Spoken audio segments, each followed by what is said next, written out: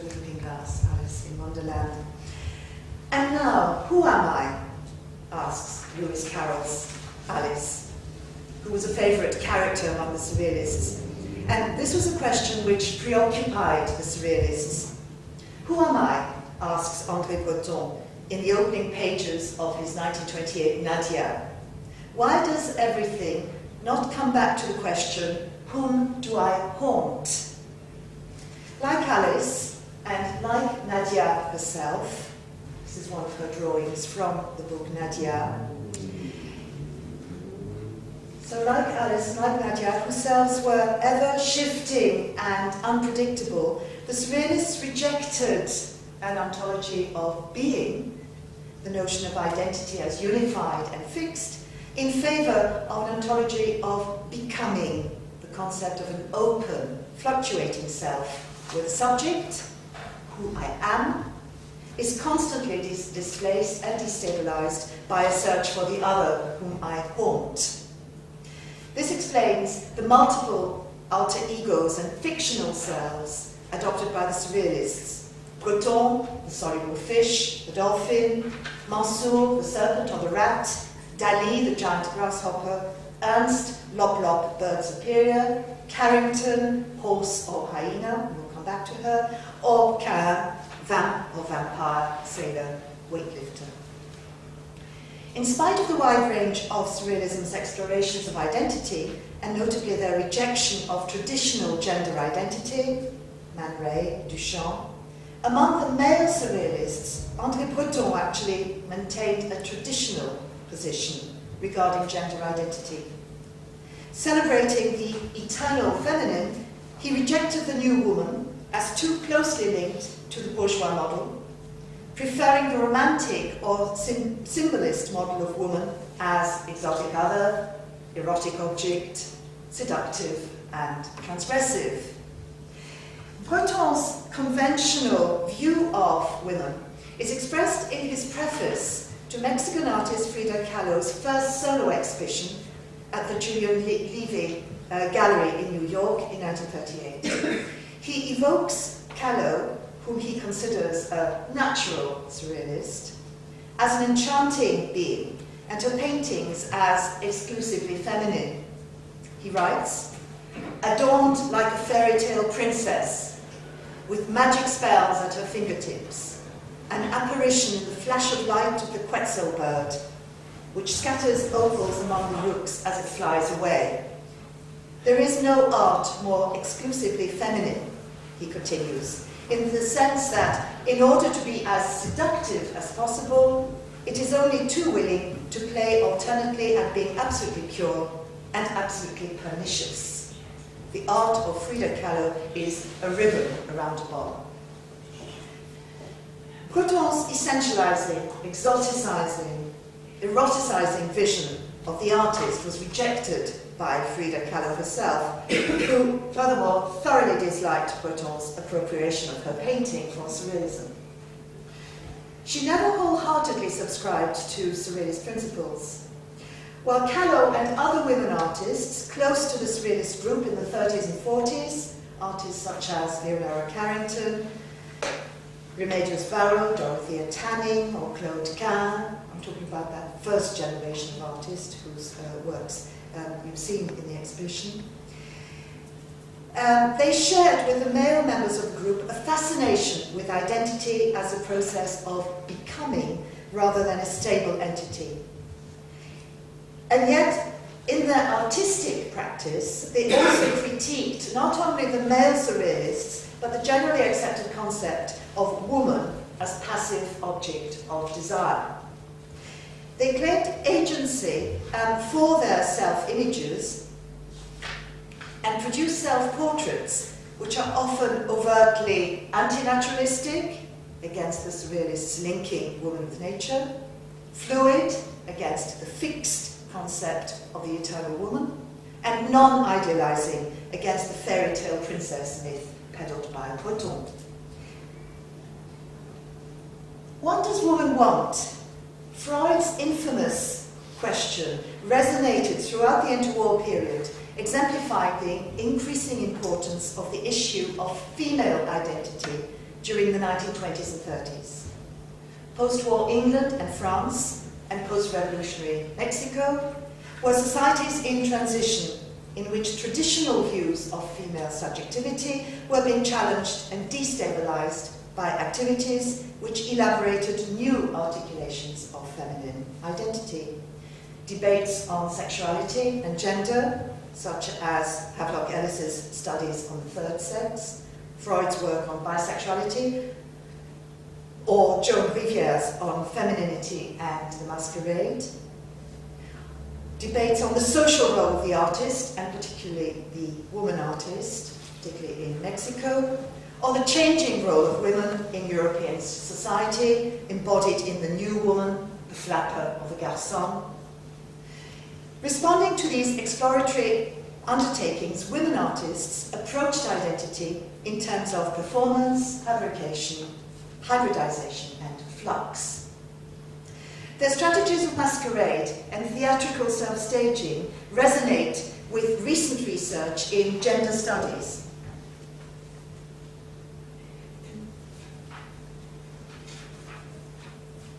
And queer theory, which consider the gendered body as performative rather than biologically determined, and argue for the fluidity of sex-gender definitions.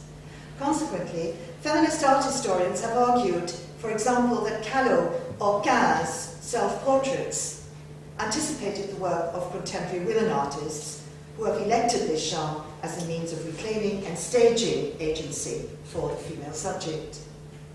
Nevertheless, however ahead of their time, a historicizing approach makes them surrealist artists such as Claude, Carrington, Kahlo, were women of their time who were critically engaged in the debates of the 1920s and 30s and explored and experimented in self-images, not simply as a form of individual self-expression, but as a way of challenging dominant discourses on femininity, so that their self-portraits have an ideological and political dimension beyond the purely subjective. And it's in this context that I should like to discuss the work of Kahlo, of Carrington, and especially Cahun, in their constructions of subjectivity, while avoiding any reductive definition of surrealist women artists as a homogeneous category. On the contrary, I would like to consider them as diverse, mobile subjects and emphasize difference, taking into account the specific socio-political contexts in which they lived and worked, and the distinctiveness of and variations in their modes of practice. They tell different stories, not only personal, but collective. All three appropriate and subvert different iconographic elements. All three challenge the play with the mirror image, giving the lie to what Whitney Chadwick has termed the construction of femininity as specular consumption. Cahun is quite explicit. Mirror, to fix, she writes. These are words that have no place here. She uses mirrors to challenge the ontological stability of the subject by disrupting and often distorting the reflected image. As for Carrington, like Alice, rather than looking at the looking glass, she steps through it, beyond the assigned role of the reflected other for the male viewer, to integrate the world of mythology and folktales. Each of these artists then carefully crafted their own images, their own narratives. And I shall start with Frida Kahlo. In a diary entry, Kahlo refers to herself as the one who gives birth to herself. She fabricated her own history. It's even been argued that she contributed to her own posthumous cult status through her carefully controlled self-portraits, her commodification as exoticized other or stereotype of woman as victim or woman empowered. Freedomania has raged following the publication of Heidenhill's 1983 biography of the artist, and in particular following the film Frida, shifting the focus from biography to myth. Hence, the often visceral quality of her images has been interpreted, for example, in terms of the details of her tragic life. A tram accident which left her handicapped, a passionate relationship with the Mexican mural artist Diego Rivera, her childlessness, her pain. Yet, focus on the personal often occludes a political reading of her work, in which the viscerality of the images is seen to be drawn from Mexican religious and mythical symbolism. And more generally, Kahlo's paintings are situated within the historical and social context of post-revolutionary Mexico, and her self-portraits, read allegorically, confront issues at the center of contemporary Mexican culture and politics. Kahlo's narratives of the self are often grounded on the theme of dual or multiple identities, containing two Fridas, as in this painting, which allegorizes Kahlo's and by extension Mexico's dual cultural belonging. Her father was European, her mother Mexican. The figure of the artist is poised between two spaces. The United States on the right depicts an industrial landscape of machines, cables, and pipes, the cult of technology and capitalism. And on the left, Mexico's fertile landscape with its plants, its roots in the Mexican soil, a powerful metaphor of indigenous culture, its Aztec culture, fertility statues, pyramid, sun, and moon. Kahlo stands between the two cultures. She wears a red-green Aztec necklace, colour of the Mexican plants, and a pink dress, colour of the American flag. She holds a paper Mexican flag and smokes a cigarette à l'américaine. Paradox is central to this self-imagery, which expresses cultural hybridity in the image of the self occupying two cultural spaces. This painting, however, is an example of autobiography encompassed by history, and this is a term used by Laura Mulvey. Beyond the personal, Kahlo is identifying with a conflictual relation experienced in Latin America between indigenous colonial past and technological presence of the US. Octavio Paz has referred to this as, I quote, an ambivalent fascination for North America, both model and anti-model to Mexican identity.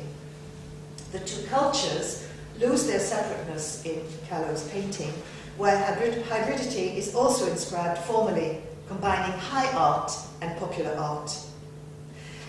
Kahlo painted within an academic art tradition, derived from European models, but she also belonged to an avant-garde group of Mexican artists who enriched those models with elements from pre-Columbian and popular Mexican art, folk art, 19th century ex-votos, for example.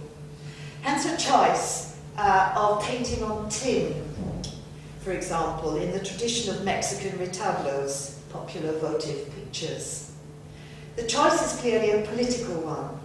The Mexican Revolution had fabricated a mythic past, appropriating pre-Columbian and popular culture, a fabrication which was promoted in the nationalist movement of the 1920s, known as Mexicanidad. In The Two Fridas, 1939, Kahlo again stages a confrontation between two embodiments of the self, between two cultures. The painting presents two figures with two hearts, linked by an artery. On the left, Frida, dressed in a colonial-style wedding dress, holds a bleeding heart, derived from the popular Catholic imagery of Christ's Sacred Heart. Its blood dripping onto her white dress.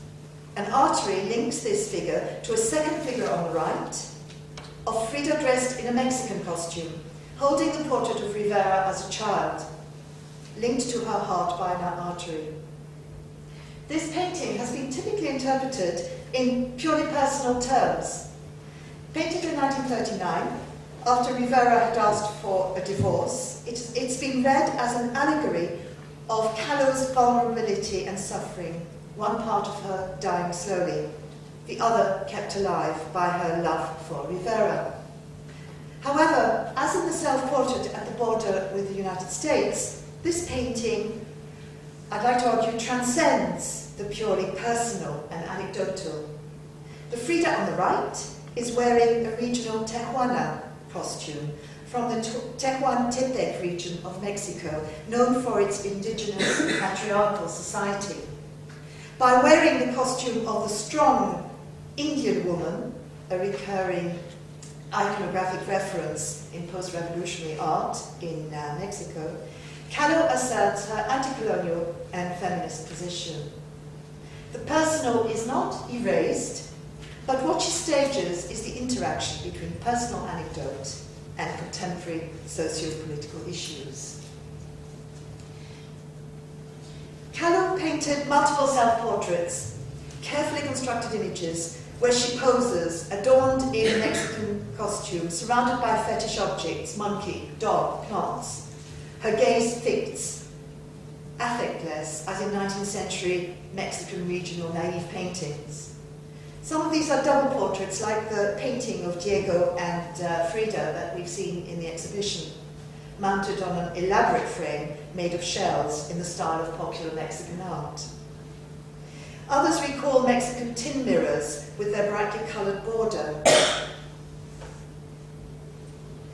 Laura Mulvey has interpreted these portraits in terms of performance and masquerade. Kahlo's masquerade had for her a therapeutic purpose, and I quote, "The masquerade serves the purpose of displacement from a traumatic childhood of the subject, herself, ever remembered, ever repeated." But I'd like to argue that the series of self-portraits can be read not only as images outing trauma, personal trauma, but more broadly as adopting positions in the contemporary context of the modern woman artist. She explores through her staged self-images new roles for women in post-revolutionary Mexico, challenging conventional definitions of both woman and artist, in a play with feminine identities and gendered role definitions. The computer very much wants to update, but we shall keep it out of date. So, are these paintings self-absorbed or self-aware? Leonora Carrington, a friend of Kahlo, responds to the supposed self-absorption of Kahlo's paintings. She says, it's a dead end. Yet this, I believe, bypasses too many elements which self-consciously link the personal to the political, staging images of her own body to explore political and social issues, incorporating the language of popular Mexican culture to make a statement about not just her own identity, but Mexican identity, and her own position within a broader social political context. Carrington's own paintings generally give priority to imaginary scenarios over direct self-representations, repositioning the self-image into the world of myths or folk tales, as we see in the fantasy section of the exhibition. Her self-portrait is one of the few paintings where she presents her self-image more or less naturalistically. An Alice figure, she portrays herself sitting awkwardly on a chair too small in a childhood nursery typical of a prosperous Catholic Lancashire industrialist family like her own. She's represented as both child and woman, child and adult, male and female, human and inanimate. The legs and the armrest of the chair echo Carrington's own limbs. Like Kahlo, Carrington is poised between two spaces, that of the nursery and that of the open world, between child and adulthood, the inner and the outer, between the safety of the child's rocking horse, fixed in midair, and the galloping white horse outside. and between the white horse and the dark hyena. In everybody, there is an inner bestiary, writes Carrington, whose animal alter egos are linked less to Freudian symbolism than to the Celtic legends recounted to her by her Irish nanny. On the one hand, the white horse frames her desire for freedom. On the other hand, the lactating hyena exposes her sexual nature. In an interview, Carrington explained her attraction to the hyena. I quote, "Hyenas particularly attracted me in the zoo. Their great virtue is that they eat garbage. Unlike a hyena, I get into the garbage cans. I have an insatiable curiosity." The creature appears in one of her short stories, The Debutante, where the narrator convinces a hyena, befriended at the zoo, to take her place at her coming out ball. The hyena kills the maid, nibbles carefully around her face, which it then puts on as a mask, and goes off to the ball, while the young woman reads Gulliver's Travels. In her bedroom, given away by its strong smell, the hyena bounds out of an open window. And we also hear echoes of Alice again in Through the Looking Glass. Remember, nurse, do let's pretend that I'm a hungry hyena and you're a bone. And this seems to be played out literally in this short story. Carrington is not only the femme enfant of surrealism, but she's also its enfant terrible. The short story and the painting enact not only a story of transition from child to adult, but one of desire outed as revolt. Carrington rebelled against her upper-class upbringing, left England for Paris in 1937 to join the surrealist artist Max Ernst. She identified not with the innocence of the debutante, but with the bestiality of the hyena, in a rejection of the constraints of English upper-class rituals and its masking of the unsaleable, and a celebration of her undomesticated animal nature through the image of the feral woman. She thus reappropriates the potentially violent themes of her childhood readings, Irish fairy tales and Lewis Carroll, in order to explode the closed, secure bourgeois space of the nursery and rebel against the social rituals and conditions of an upper-class young woman of the 1930s continued to ignore.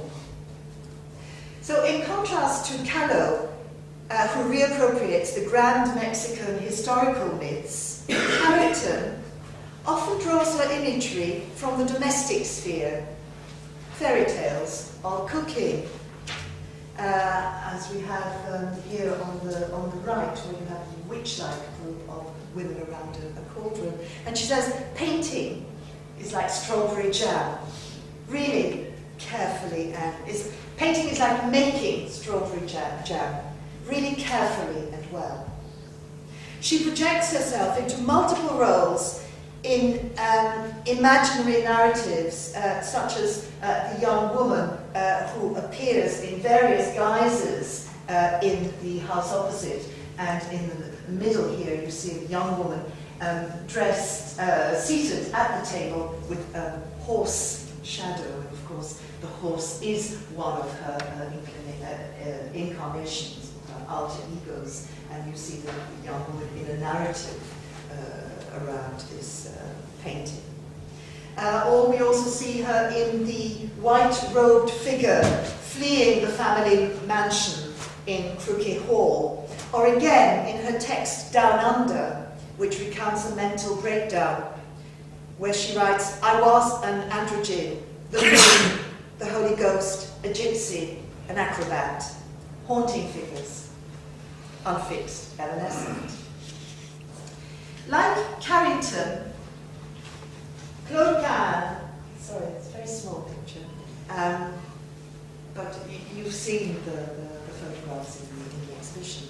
Claude Cahun staged multiple identities, leading us to the question, who was Claude Cahun?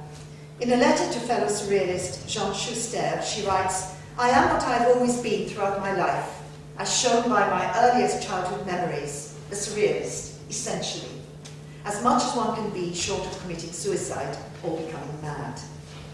And yet, despite her active part in Surrealism, Cahun was forgotten for several decades, and her name doesn't figure in early histories of the movement, although in one of the histories of Surrealism she does appear, but as a man. Her work was rediscovered in the 1980s by feminist critics who promoted an image of a pre-postmodernist artist, Cindy Sherman's older sister, and her photographic work featured alongside work of contemporary women artists.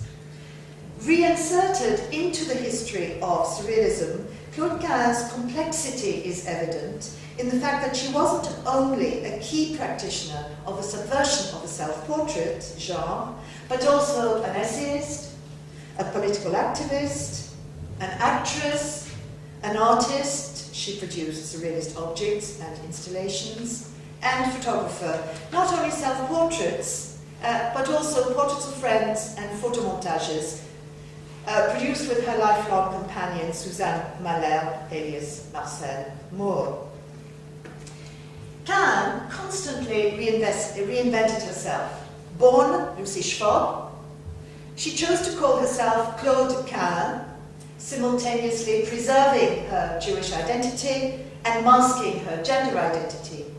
She photographed herself in overtly anti-naturalistic poses. As she writes, "So much artifice in me, so little of the primitive." In a series of hyper-codified roles, Oriental prince, acrobat or clown, Buddha, weightlifter, little girl, vamp or vampire. She transformed her appearance, hair dyed pink or green, shaved head. So you see how easily she was recuperated, she was appropriated by recent feminist art historians. So she transformed her appearance, her gender. She dressed up in a suit and tie, used very heavy makeup. She satirized the inadequacy of notions of identity as stable. Remember the mirror to fix. These are words that have no place here. Which she writes in her autobiographical text of 1930, Aveux non avenus, recently translated as disavowals. Exploring multiple roles through open-ended play in a desire to s'indéfinir, a difficult word, a neologism, telescoping to define, indefinite and infinite, untranslatable, in an all-encompassing project. However modern, however postmodern such practices appear to us, Claude Cahun was also passionately and critically engaged in the debates of the 1920s and 30s. And her work as an artist and writer should be read in the context of the 1920s, particularly in relation to contemporary studies of sexuality and gender. And I would point in particular to Freud and Freud's work on bisexuality, to Havelock Ellis's work on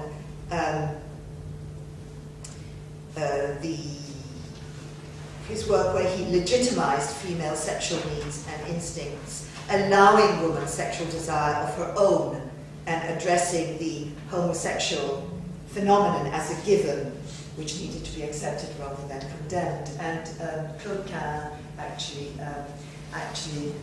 very insistent, isn't it? I don't know how to get rid of that. We will continue resisting. Claude Cahun actually translated Havelock Ellis. Most important for Cahun's self-constructions was Joan Rivière and her 1929 study, Womanliness as a Masquerade, which argues that womanliness is assumed and worn as a mask, allowing the woman to construct herself as subject in a male-dominated world. That womanliness, in short, is mimicry or masquerade. Cahun stages traditional tropes of femininity, the vamp, virgin, masculinity, the sailor, the weightlifter, erasing sexual differences in many of her photographs where she poses with a shaved head, adopted codified, or we could say hyper-codified roles in the traditional French popular culture, the clown, the dandy. In doing this, Cahun exploited the image of the 1920s sexually ambiguous new woman. Bisexuality and lesbianism were chic subjects in 1920s Parisian culture. From literature, Victor Marguerite's 1922 novel La Garçonne was a bestseller, to the music hall, where the figure of the new woman or the garçon was often the object of caricature. Caricature, or parody at least, is central to Cahun's photographic poses when she resorts to excess in the drive to expose them as socially constructed images.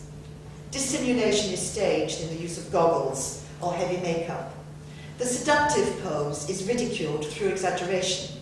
The myth of female instability is ridiculed in her series of disguises, and the notion of woman as object of the male gaze is overturned through the theatricality of the intense gaze of Cahun as a subject. Her multiple incarnations, male, female, androgynous, can be read less as a woman's desire to strip off her guise of femininity and reveal the only real identification beneath, than as exposing femininity as itself as a masquerade. Cahun's self-images are strongly critical, challenging definitions of the body as definitively gendered, displaying sex, gender fluidity. Her own position, the search of an indifferentiated subject position. I quote, masculine, feminine, it depends on the situation. Neuter is the only gender which always suits me. If it existed in our language, my thought would be less nebulous. So Cahun is very much in control, in possession of her own images, with their carefully constructed poses, their codified variations of the same face, their controlled expression. In the opening words of Disavowals, she considers her poses in relation to her role as an actress, implying malleability, control, and distance. And I quote, "The invisible adventure, the lens, tracks the eyes, the mouth, the wrinkles skin deep. The expression on the face is fierce, sometimes sometimes tragic, never vague. And then calm, a knowing calm, worked on, flashy, a professional smile, and voila, the handheld mirror reappears, and the rouge and eyeshadow, a beat, full stop, new paragraph, I'll start again." Her theatrical poses underscore the mimicry of masquerade, a face devoid of affect, a gaze which doesn't reveal a subjectivity, but can be read as defying and alienating the viewer. In her documentary film on Cahun playing a part, Lizzie Time responds to this by transforming Cahun's photographs into tableaux vivants. She focuses on the carefully prepared poses, disguises, backdrops, to highlight the constructed quality of the photographs in which the mimetic has no meaningful part. The subject is distanced through her poses, multiplied through serial structure, fragmented in the spare parts of the body, but never finally becomes other. This image comes from a series of 10 photomontages that recycle and reassemble her photographic self-portraits. Composed with Marcel Moore, they illustrate the text of Disavowals. Text and photomontages together constitute fictional explorations and questionings of identity. "Until I see everything clearly," she writes, "I want to hunt myself down, struggle with myself." See this continuous search, this continuous transformation of the self. In this photomontage, which accompanies chapter 1 on childhood, relations with her mother, teenage friends, the adult emerges in multiple copies from the head of the child, alongside photographic fragments of friends, domestic animals, or sexual fantasies. Whom do I haunt? Remember Breton's statement. The center of the image is composed of a photograph of the adult, disguised as a child, doubled in the pose of the clown. Now, why did Cahun resort to the technique of photomontage? The photographs themselves, with their overt theatricality, are already explicitly non-naturalistic, visibly artifacts. Cut up and assembled in a photomontage, the images are subjected to a further denaturalization, in which the self-portrait displays the work of destruction and recreation. The mimetic mirror has been smashed, as testified in the recurrent image of broken glass or the broken mirror in Cahun's writing. And I quote, "Guillotine window, so break the windows with the fragments, make a stained glass window, a mosaic, transparency, opacity. What an avowal of artifice." The work of destruction, breaking the window, combines with the work of reassembly, the mosaic. And the transparency of the photo is combined with the opacity of the assemblage. Hence, thanks to the visibility of the cutting and pasting process, photomontage is a privileged means of staging the self as fictional fantasy of self-generation, child giving birth to the adult. The self as construct, Cahun proposing a family tree, a new family tree, and as fragmented, and as the site of questioning, rather than a single fixed embodiment of the self. Surrealist self-portraits often stage narratives, and in particular, staging of Oedipal narratives. Not surprisingly then, Cahun reappropriates and subverts the Freudian family romance in an image ironically labelled La Sainte Famille, the Holy Family, and apologies for the poor quality of this image. The violence of family relations is represented by a drawing placed on the face of the pyramid, dominated by a father figure, grotesquely linked by the stomach to a woman and child.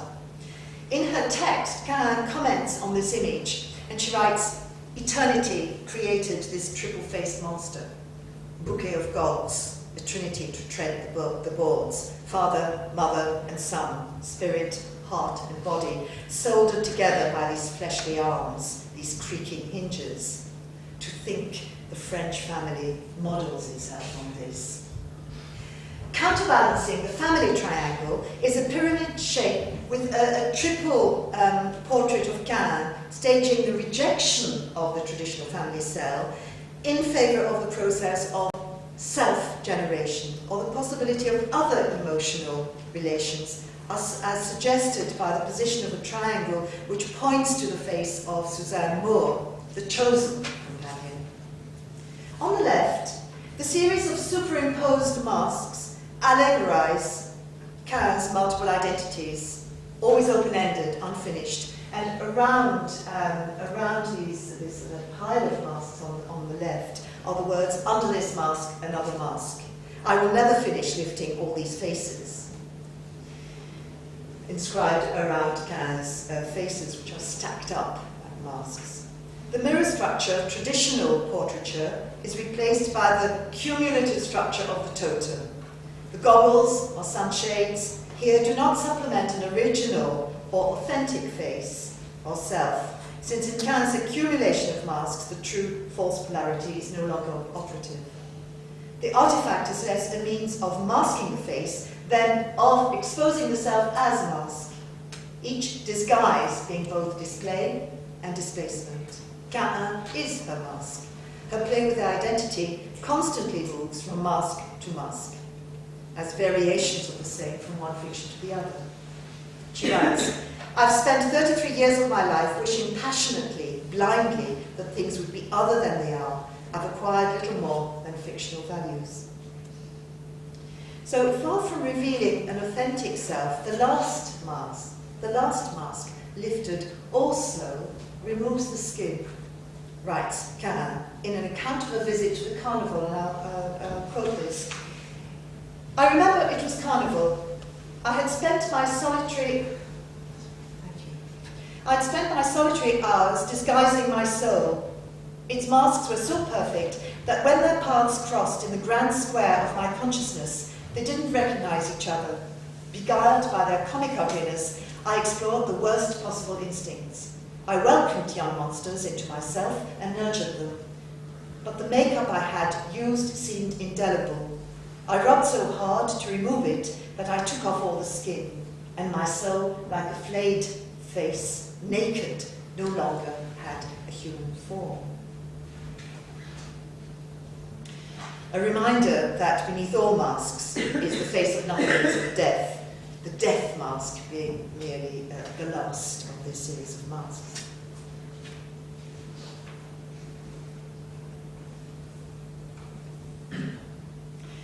A word.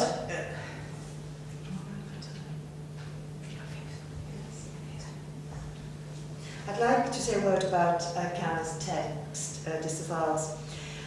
I've argued that parody and pastiche are central, and parody and exaggeration are central to performativity and parallel to the multiple roles played out in her photographs are the multiple voices in her texts. And Disavowals rejects a single authorial voice in favor of diverse and divergent voices as part of her enterprise to s'indéfinir. This multiplicity of voices is present, for example, grammatically, in the constant shifts between the masculine and the feminine form, in the shift between I and he, or I and she. It's present also formally in dialogued monologues, as if there were two characters talking, and semantically in intertextual strategies such as parody and pastiche, where she appropriates the text of the other and changes it, just as she changed the story of the traditional family triangle. She creates new myths by rewriting well-known texts such as stories from the Bible. And this is her rewriting, or part of her rewriting of Genesis. On the nth day, God regretted having created heaven and earth. He wanted to destroy his work, but it had fallen into the public domain. So he descended into himself, divided himself into three, to diminish his responsibility, invented the serpent, and changed pseudonyms. Adam, simple child, stuffed everything that fell into his hands straight into his mouth. Little Eve, precocious girl, buried all her treasures in her sex. In short, each devoured good and evil in their own manner. Adam attacks God. Eve, her man, the creator, his accomplice. But the serpent has chucked the apple on the dunghill himself. It's overripe, he says. Cahun's role is not to voice an I, a single authorial voice, but to assemble disparate texts, orchestrate dialogues, creating an intertextual space where multiple and contradictory voices are heard, voices of revolt, voices of poetry, of commentary, of reflection, divergent tones, pastiche, satire. So, how do the self-portraits, I'm concluding, how do self-portraits of the women artists I've looked at fit into the gallery of surrealist self-portraits, the gallery of 1920s and 30s self-portraits? How do they fit in among contemporary women artists?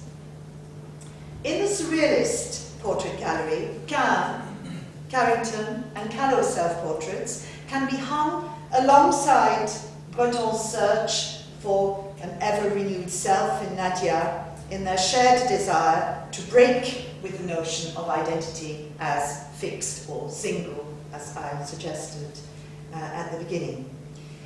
Alongside also Nadja's drawings, and Nadja's many drawings of her, of an exploratory self, or alongside, for example, Duchamp's self-portraits in his female guise, Rose, c'est la vie, or again alongside Maxim's Lop Lop series, which is a series of imaginary self-portraits. Surrealist women artists are also engaged, and as I've said, passionately and critically with the issues of their own contemporary society. Their self-portraits aren't simply narcissistic exercises, I've tried to argue, but a reflection on and a challenge to contemporary discourses on identity, whether it's individual identity, class identity, national identity. Discourses on identity, on sexuality, on issues of bisexuality, lesbianism, androgyny.